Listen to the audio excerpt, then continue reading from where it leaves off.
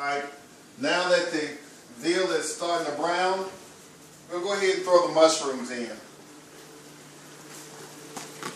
I want those mushrooms to cook and almost be like meat while they're in there. We're going to let that simmer for a couple of minutes. We want to get that veal pretty close to done all the way through before we add the last two ingredients, which is just spinach and the red cabbage. We're going to put the red cabbage in first because it's going to require more cooking than the spinach. And then we'll put the spinach in. And you see how quick that meal is? And I'm sure it's starting to look good. I wish you could smell it where you were. Apparently there's a part 2 to this video. Maybe I can edit them, put them together, I don't know. But I'm going to go ahead and stick that cabbage on top real quick. I don't have a lid big enough for this. I'm going to let that steam from the veal come up through that cabbage. I don't have a lid big enough, so I'll have to makeshift right here. I'm going to put this on there for about 5 minutes, and then I'm going to stir it in and throw that spinach in. And about 5 minutes after that, we're going to see what we got. Alright.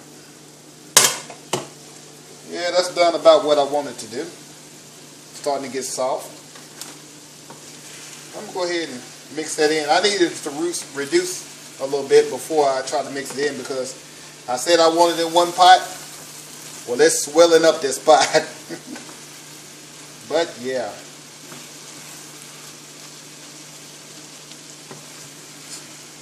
It smells good, y'all. I can smell that curry.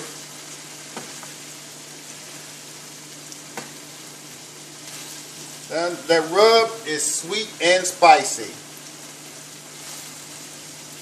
All those colors are popping. And all it needs now is a little more green. All it needs now, like I said, is a little more green. We're going to go ahead and put that spinach on there.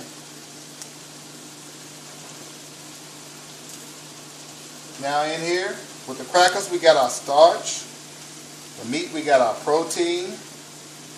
We got our green vegetables. We got everything in here but dairy. Well, who needs dairy when you got the cow?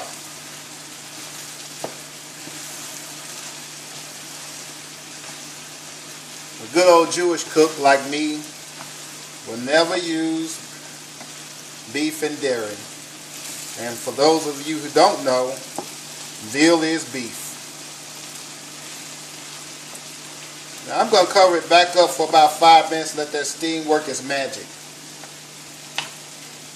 Let that steam work its magic, and then I'm going to turn it down really low. In fact, I'm going to go ahead and do that now. Turn it down, let that just simmer in, and we're going to see what we got in a minute. Yeah. Oh, there we go. Looking good, smelling good. I don't think it needs nothing else but a fork. Well, we're going to try that out here in the house. In fact, I ain't even going to wait. I'm going to try that out right about now. I'm not going to be greedy and put it on no big old plate. But we're going to see what we got. My nails are... Man, that's a big fork. Alright, I'm going to get a little piece of, make sure I get some of the meat. Some cabbage, I got a mushroom in that first bite.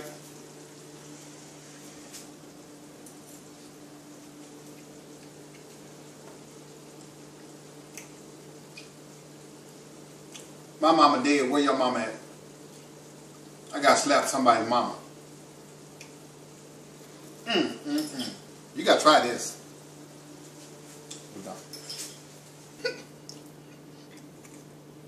Alright, I decided it needed a little something else. So I got a packet of Sazon Goya con azafran. And put that on there.